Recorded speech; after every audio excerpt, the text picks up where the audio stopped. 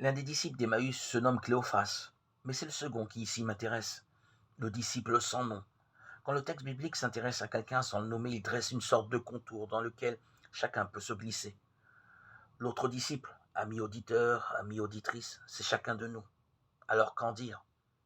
Il est parti avec Cléophas, tristement, et marche, en s'éloignant de Jérusalem.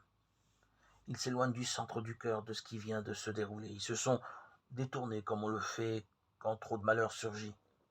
Le philosophe Pascal avait un nom pour cela, le divertissement.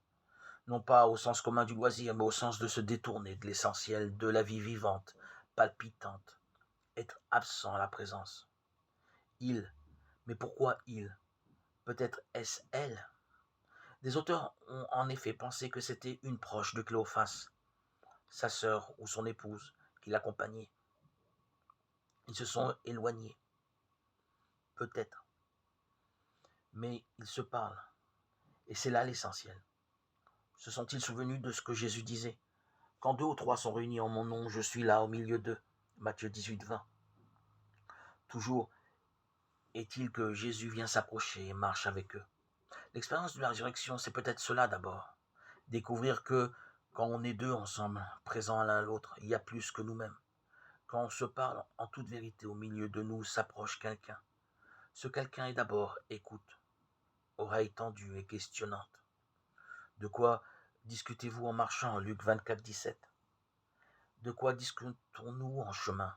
De choses et d'autres, graves ou légères, souvent.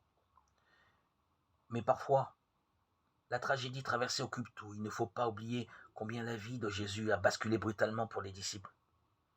À quel moment ont-ils compris que le pire allait advenir? À quel moment ont-ils chaviré dans l'effroi? Alors oui, ils discutent et c'est leur chance. Dans ce dialogue, la lumière se fait parce qu'ils se parlent. L'écriture, parole vivante, prend chair et vit avec eux. Et en eux, Jésus est là d'une présence toute mystérieuse. Car ils sont empêchés de le reconnaître. Luc 24, 16. Peut-être cet empêchement est-il lié à leur mouvement. Ils sont encore en train de s'éloigner, mais ce n'est plus un éloignement puisque le cœur de leur histoire, de toute histoire, est avec eux. Alors enfin, ils s'arrêtent et lui demandent « Reste avec nous ». Luc 24, 29. J'aime à croire que c'est le disciple sans nom qui dit cela. Il le dit à chaque génération, dans chaque pays, dans chaque culture. Reste avec nous, Seigneur. Et alors le Seigneur les bénit. Luc 24, 50. Alors leurs yeux s'ouvrirent et ils le reconnurent, mais ils disparurent à leur regard. Ils se dirent l'un à l'autre, notre cœur n'était-il pas brûlant, nous, tandis qu'il nous parlait sur la route et nous ouvrait les Écritures? Luc 24, 31, 32.